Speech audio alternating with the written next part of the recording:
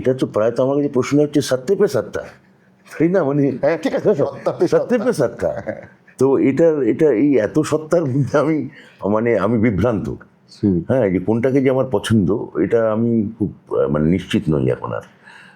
তবে সবকটাকে আমি এখন এনজয় করি, আর আমি তোমায় বললাম যেটা এনজয় করি না সেখান থেকে আমি নিজেকে সরিয়ে রাখি।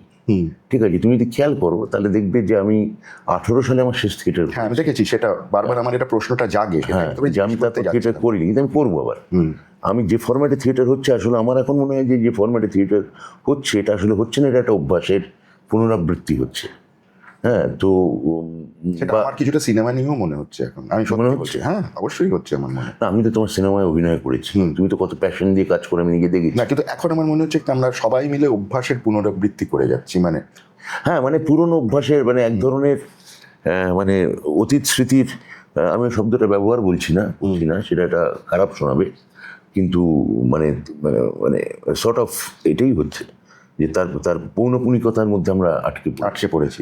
মানে আসলে অনেকেই যে আমরা আর কি করবো জানি না। তুমি তাও এই যে তুমি এটা করো, এটা তো আমি মনে করি যে তোমার এক ধরনের মানে কি বলবো, ইন্টেলেকচুয়াল এক্সারসাইজই। হ্যাঁ, মানে এটার মধ্যে দিয়ে তুমি একটা ছবি করারই আনন্দ পাও, কারণ তোমার উল্টো দিকে যে লোকটা এসে বসে সে নিশ্চয়ই একটা ওই ওই ওই মানে ক্রাইম থ্রিলারের মতো, যে সে রোজ এক একটা গল্প নিয়ে আসে।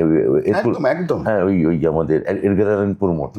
এবং পাশাপাশি আরেকটা জিনিস প্ল্যানচেট করছো তুমি। হ্যাঁ মানে মানে আমাদের অতীতের সময়কে তুমি ডেকে আনছি। হ্যাঁ, মানে পাশাপাশি আরেকটা জিনিসও আছে, সেটা হচ্ছে যে আমি একটা স্থায়ী আর্কাইভ, মানে ভিডিওই হোক কিন্তু একটা হ্যাঁ, ওটা তোমার জন্য করতে চাই। ওটা তোমার নির্মাণ, ওটা তোমার যুক্তির নির্মাণ, কনস্ট্রাকশন। হ্যাঁ, আসলে তো তুমি বসে নিজের অতীত বা নিজের পুরনো সময়টার দিকে তাকাতে চাইছো, পুরনো কিছু লোকজন জুটিয়ে এনে ওই প্ল্যানচেট করছি আমরা সবাই মিলে।